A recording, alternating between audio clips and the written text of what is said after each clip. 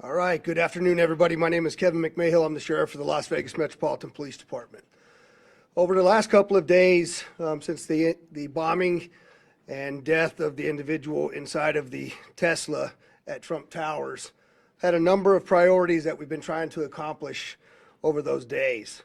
The first one of those priorities was to confirm that there's no further threat. I think we've completed that. The second was to positively identify the suspect. We've also done that today. I can confirm that that is Matthew Livelsberger. We also wanted to confirm that there were no other actors involved in this incident. I believe we've done that, and you'll hear much more about that as we move forward today. We've also today, I'm going to be able to share with you some of what we believe to be his plans and motives as to why he conducted this attack. Now, before we go on, I want to just address a couple of things before we get too far along here.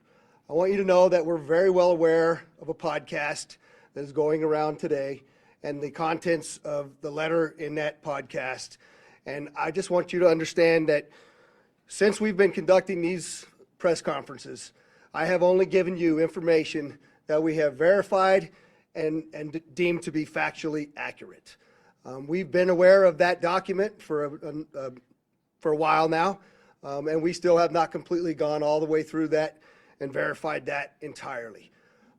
We are in one of the two telephones and one laptop, so one telephone and one laptop that we still have not been able to get into. There is one cell phone that we are getting into, and I can tell you that we are barely scratching the surface and almost hourly receiving additional information requiring substantial investigative effort on the part of this joint investigation between ourselves, the FBI, and the ATF. And so, again, while I understand all of that is out there, I believe it is our responsibility to give you what we know to be a fact, and that is what I will continue to do as we move forward. A couple of questions came up in regards to the positive identification of the suspect in the vehicle. I want to give you a couple of photographs as to what it was that we had some conversation around, because there's some tattoo comparisons that we needed to do. And in those tattoo comparisons, in this particular photograph, you can see a tiger tattoo, and there's a secondary tattoo on the stomach that the wife had told us about. You can see that some of it is burnt, some of it is not burnt, and while the body was still in the vehicle, we were unable to identify those specific tattoos until we were able to remove some of it. Secondarily to that, there's also a surveillance photograph that we obtained of our subject in Colorado wearing that very distinctive brown jacket. You'll see that a little bit later here in some of the photographs that one of the assistant sheriffs is going to talk to you about. There's also a lot of conversation that I hear out there about the fact that the identifications, the credit cards, and the number of things that I provided to you previously did not show up as burnt in the explosion in the vehicle. And so I did think it was important for me to address a couple of those issues so you understand where we're at. That's a photograph of the wallet. It's a leather wallet. Clearly it's burnt up pretty well. However, that wallet was found in the back seat under some debris in the vehicle, and it contained, you'll see in this photograph, the credit cards, a photograph, and a number of other pieces of identifying information. The military identification that I initially told you about was also located within inches of the wallet. And you'll see much of this stuff does have some burn damage on it. The passport that I described to all of you was found in the back, in the bed of the truck under debris as well, and you'll see a photograph of that in there. I also had mentioned to you that we were going to be doing dental records to identify the subject in the vehicle. The Department of Defense provided those dental records to us. We then forwarded them to the coroner, and the coroner also provided a positive identification for us. Finally, we had also requested DNA from the family, which was provided to us, and it matched to our suspect. We then, of course, had now confirmed fully his identity to you. There has been, again, a tremendous amount of investigative effort that has been conducted now, and I'm going to introduce to you Assistant Sheriff Dory Corin to go over some of the extensive investigation that has occurred. Dory? Good afternoon. I'm Assistant Sheriff Dory Corin. I oversee our Homeland Security and Investigative Services group, which includes our counterterrorism unit that's been working around the clock on this investigation. I just want to briefly share a few updates on some key areas to include the operational activity that led up to this incident, a little bit of information on the post-blast investigation as we know it today, and then finally some of the information that we're discovering most recently about motives and plans to give you some insight on why this individual committed the act that he committed. To begin just with the operational activity, the sheriff yesterday talked about the route that the suspect took to get to Las Vegas. We used a lot of this information to be able to track down video surveillance footage around different locations, as well as financial records, as well as call data records, as well as looking at the Tesla charging stations to be able to determine exactly which route the individual took, but more importantly, that it was the individual that we've identified, as well as the only individual in the vehicle during the path that he took to Las Vegas. As you'll see here in this video here at one of the charging stations, there's just one example. You'll see our suspect here. He'll exit the vehicle. He'll walk around the vehicle at different times. At one point, you're going to see that he opens the door of the vehicle. He retrieves a coat. He puts that coat on, and you're going to see that at different parts to include the photo that the sheriff talked about just a few minutes ago. We use this video information as well as what I said earlier about the financial records in terms of purchases being made with different credit cards, call data records, a video canvas at multiple locations, trying to use all of that to corroborate that the individual that we've identified is the same individual that drove that Tesla during that route that we've identified to Las Vegas. In addition to that, we also talked about the phones that were recovered. There were 2 phones that we recovered from the vehicle. Both phones were damaged. We are still trying to access the data in one of the phones, but we have been fortunate in our team, which is second to none, has done a really good job accessing the data in one of the phones that was recovered. You can see the phone here in the vehicle. It's very burnt from the outside. You can see another image here. But we're able to take this phone and be able to extract the data using a variety of different tools. And in that, we've identified a variety of information, but one thing in particular is there was an application in there that the suspect used to take notes. In that application, one of the notes is titled Surveillance Log by the Suspect. It appears to be more of a journal of activity. It dates for about 10 days leading up to the incident, from December 21st to December 31st of this past year. In that surveillance log, or as we would like to call it, a journal, because it's more of a diary of activity that he's conducting, we identify multiple locations that match what we have in the route. We identify activity that we've matched. So for example, him purchasing firearms, him purchasing camping equipment or other types of equipment that were used in this incident matched what our data showed in terms of the route and the video surveillance we were recovering along that route. Beyond the operational activity, I want to also get a little bit into the post-blast investigation. So make no mistake, this is a suicide vehicle-borne improvised explosive device, or short, it's a suicide VBID. We know also, as mentioned by the sheriff yesterday, there was a self-inflicted gunshot wound by the suspect. The coroner was very specific.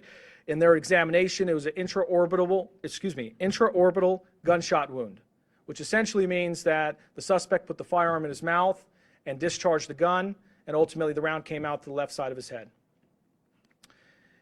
In addition to that, in terms of our assessment of the post-blast to confirm that he's the only individual involved and the only individual in the vehicle, we did a variety of video and photo comparisons to match the clothing. So if you look here, for example, this is a video in Las Vegas, and you're going to see in a moment here where he parks the Tesla truck. He comes out, and you're going to see some descriptive clothing that matches some of the other video that we've recovered along the route.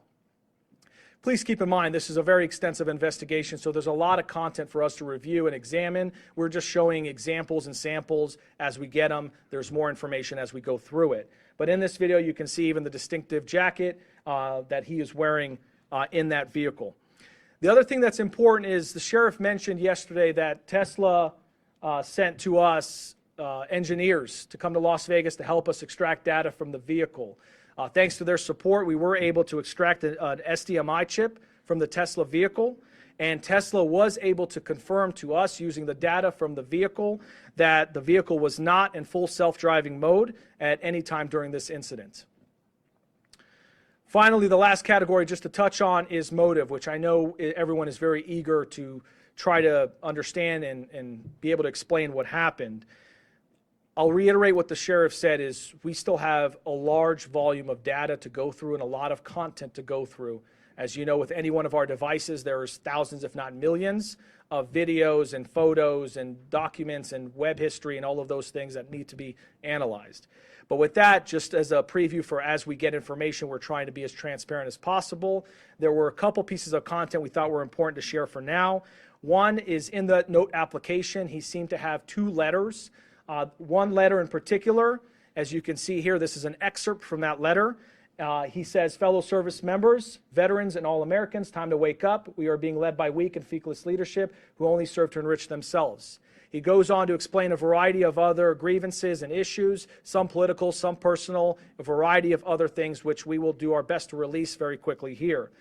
But then there's a second letter where there's some more excerpts. This one seems to be dated after the fact in that notes application. And in there, you can read a couple of the excerpts. We are the United States of America, the best country, people to ever exist. But right now, we are terminally ill and headed towards collapse. This was not a terrorist attack. It was a wake-up call. Americans only pay attention to spectacles and violence. What better way to get my point across than a stunt with fireworks and explosives? Why did I personally do it now? I need to cleanse my mind of the brothers I've lost and relieve myself of the burden of the lives I took. I'd like to just also expand on that and understand that these are just excerpts. In there, he does offer additional information that is varying on the spectrum in terms of political grievances, issues about the conflicts elsewhere, not here, domestic issues, societal issues, a variety of other things, including personal challenges as well. We are intending to release those initial letters so people can understand the best they can what the person's thought process was at one point in time. However, please understand there is still a lot more content to go through, and that may change. There may be a lot more information that we recover that explains either more or shows a change in mindset at different times. Just before I turn it over to FBI Special Agent Spencer Evans, I just want to take a note and just mention what the sheriff said, which is our counterterrorism section and all of the people involved in this have been working around the clock, 24/7, tirelessly, truly through the night. They are second to none, and we really appreciate everything they're doing. With that, turn it over to the FBI. Good afternoon. My name is Spencer Evans. I serve as the Special Agent in charge of the FBI's Las Vegas division. I'd like to express gratitude for everyone that's here today, and especially the partnerships that Sheriff Corrin just highlighted.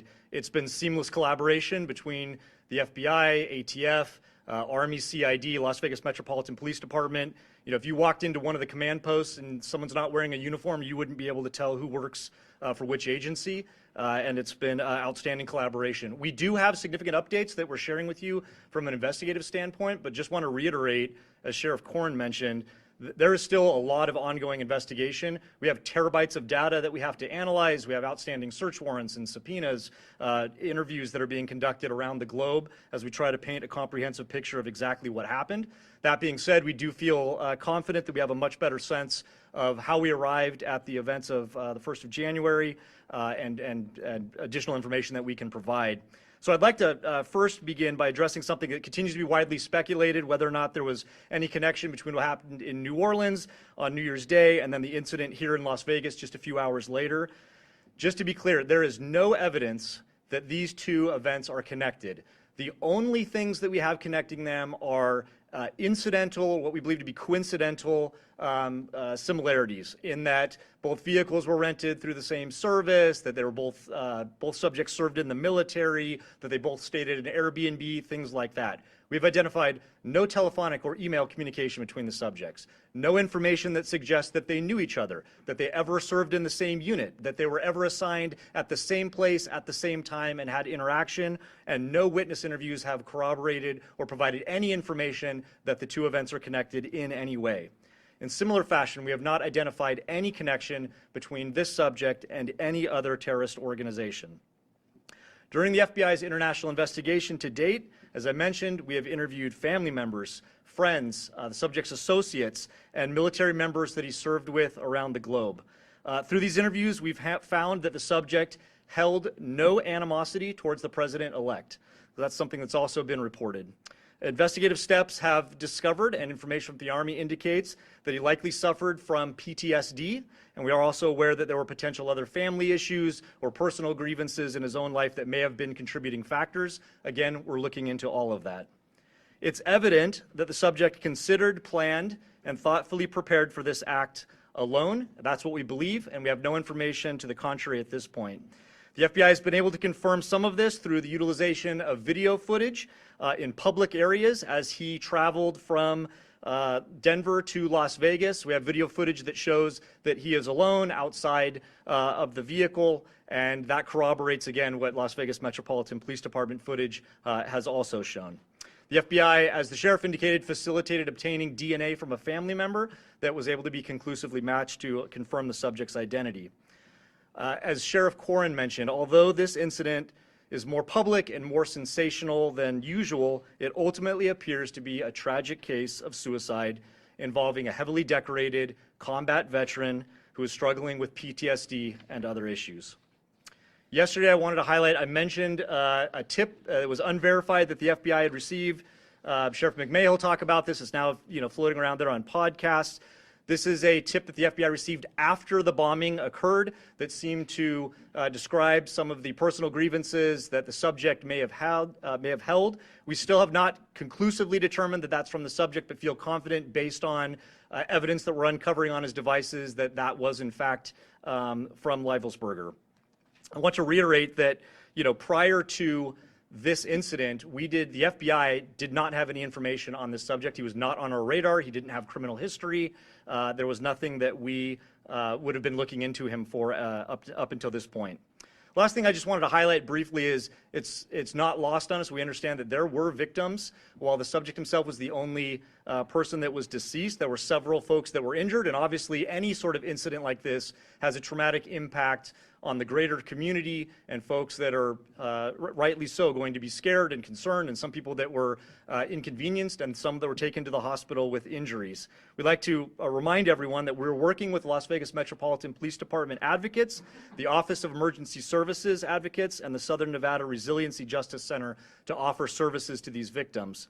We recognize that there may be victims that are yet unidentified, so for those that might be suffering or otherwise impacted, we'd ask you to reach out to the FBI at 1-800-CALL-FBI. And in similar fashion, as we reiterated yesterday, anyone who has tips related to the subject or this particular incident, please call us at 1-800-CALL-FBI or submit a tip online at tips.fbi.gov. And with that, I'll turn it over to the Assistant Special Agent in Charge from the ATF, Kenny Cooper.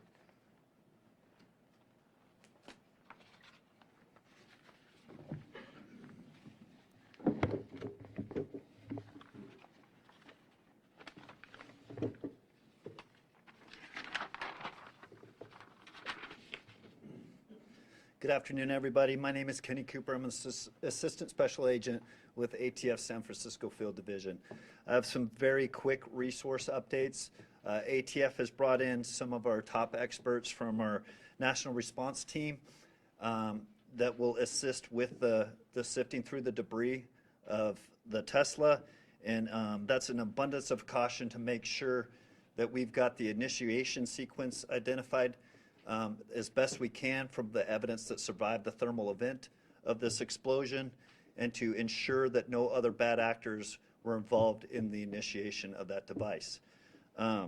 Also, my second update is to the firearms purchased by our subject on December 30th, 2024. Our ATF investigators were able to track down that lawful purchase at a gun store in Colorado.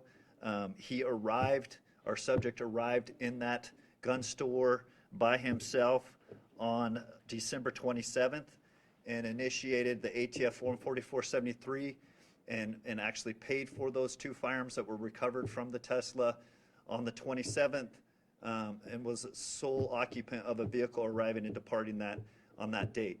And then on the 30th, we have video evidence of our subject entering that gun store as the sole occupant of the Tesla. He actually received and transferred those 2 firearms and took into his possession at that time, and departed as the sole occupant in the Tesla. Those are the 2 updates that I'm here to provide to you at this time. Thank you.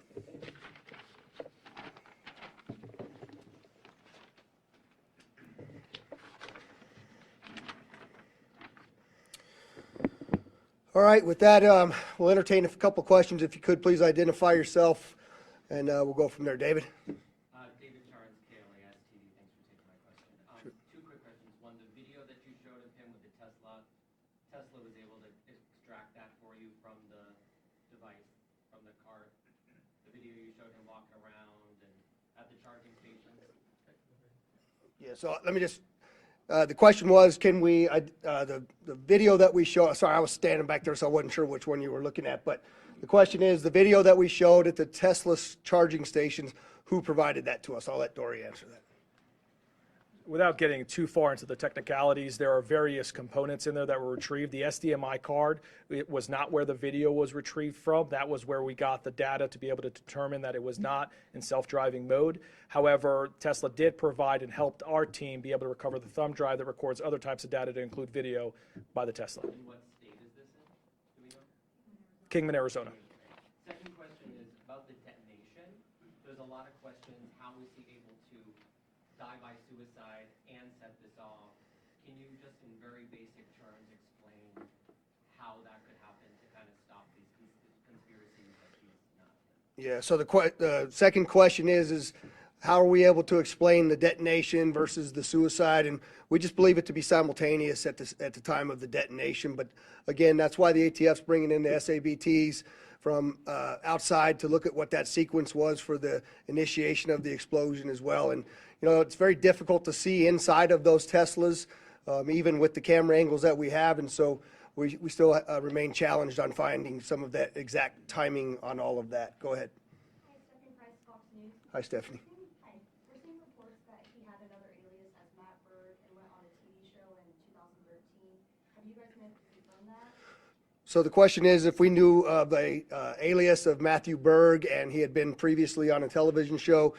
We've seen that reporting but have not verified that reporting. Behind you.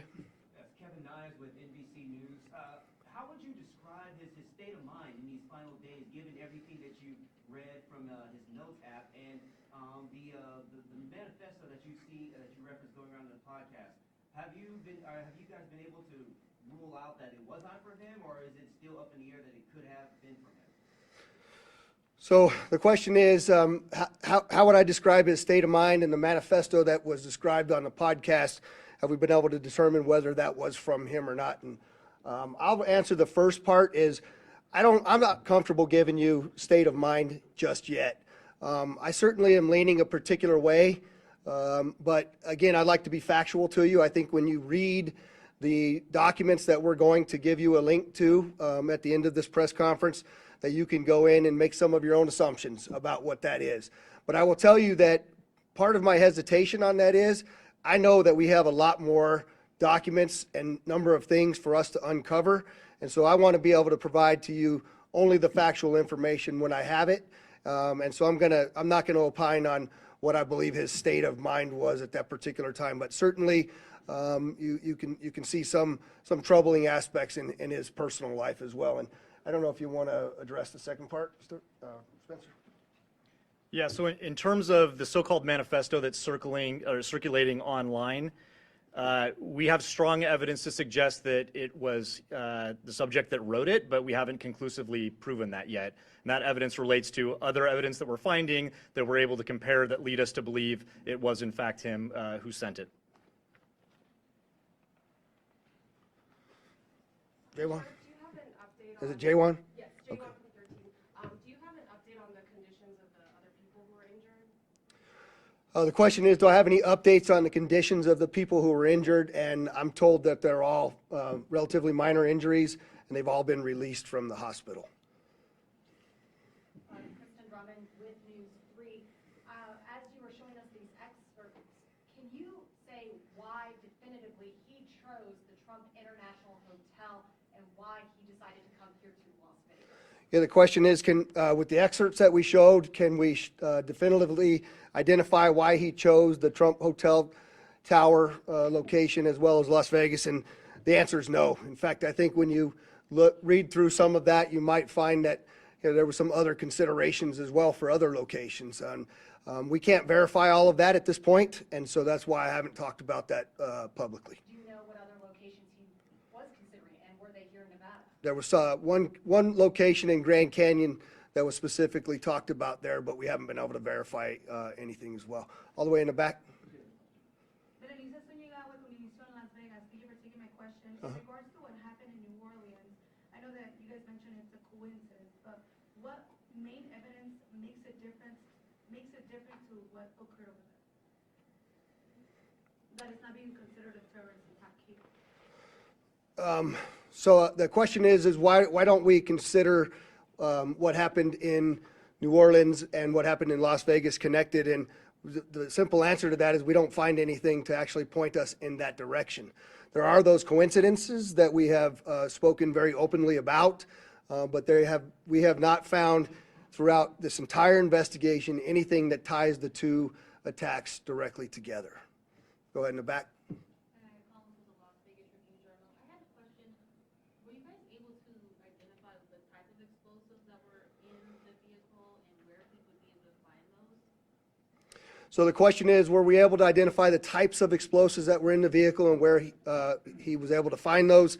There's a mortar-type fireworks in the back of the vehicle, some camping fuel, and we do know that it looks like from that document that we're going to provide to you that he may have stopped outside of a location in New Mexico and obtained those fireworks legally. But that is another aspect of the investigation that continues. Hi, Noble Brigham with the Review-Journal. Hi, Noble. Thanks for taking my question. We've heard that the suspect wasn't opposed to President-elect Trump. Do we know anything about what his political views were? The question is that we know that we've said that he was not opposed, the suspect was not opposed to President-elect Trump, and do we know what his political views are or were? There's a variety of different reporting out there, Noble, on what that is and some of the people around him and what their particular political views were. I think when you read some of these documents, you'll see that he actually calls it a stunt in one of these documents that we're going to release to you, that he was trying to get the attention of the American people because he was upset about a number of different things. But I'll let those writings speak for themselves. I'm not conclusively telling you anything about his political affiliations at this point, but I think that's more to come on that. Sir? Anders Gutierrez with CBS News. Talk to us about you have an individual who is obviously struggling with mental health here, a member of the military service. There are others out there who may be struggling with this, a lot of mental health issues here. When they read these letters that you're about to release, how do you quell others who are struggling with the same from carrying out and seeing this as an inspiration? How do you quell the copycats out there? Yeah, so the question is obviously there's mental health involved in this, as we've already talked about, and how do we quell the others that are similarly situated to him out there in America? And you know, I think Spencer rightly talked about this for a moment is what you can tell by looking at this, that PTSD from a highly decorated United States currently serving military individual, from what I'm told was 5 tours of combat, obtained some of the highest awards you can get. It's not much different, quite frankly, than the reasoning why we started our wellness bureau here at Metro and taking care of the heart, mind, body, and soul of the people that are out there doing this work, because they're exposed to things, they see things, they hear things, they feel things, and they smell things that most normal people don't have to do. And the heroes that are serving in the military and on the front lines of America's policing are challenged that way. And so I think, we need to really pay attention to those individuals, pay attention to what mental health in America looks like. And I think this is just one more incident that brings that to the forefront of where it is that we are in talking about these types of things. I'll take one more. Thanks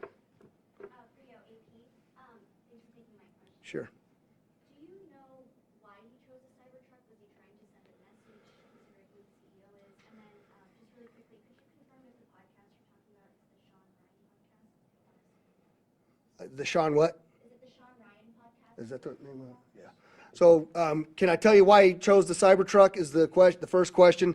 No, not really. I haven't been able to find anything definitive about it. Secondly, is it the Sean Ryan podcast? And yeah, that's the podcast that I'm referring to. And I'm sorry, there was one more hand over here that, go ahead. Guy Tannenbaum, Channel 13 here in Las Vegas. Hi. Has there been any more speculation, more understanding on why he chose the route that he chose? Obviously, coming from Colorado, you can go through Utah. That's a more common way to hit the 15. Any more understanding when we're thinking about all the different potential sites that he could have chosen for this? So the question is do we know why he chose the route that he chose? I don't think we can tell you we know why he chose it, but I can tell you that there's some writings in those documents that we're going to release to you that he mentioned going to the border as well as going to the Grand Canyon. And so we continue to look through all of the available evidence to help us answer that question better. And with that, I'd just like to, again, thank you all for the great work you're doing in helping us get this story out. And obviously, as we get additional information, we'll push it out to you. Thank you very much.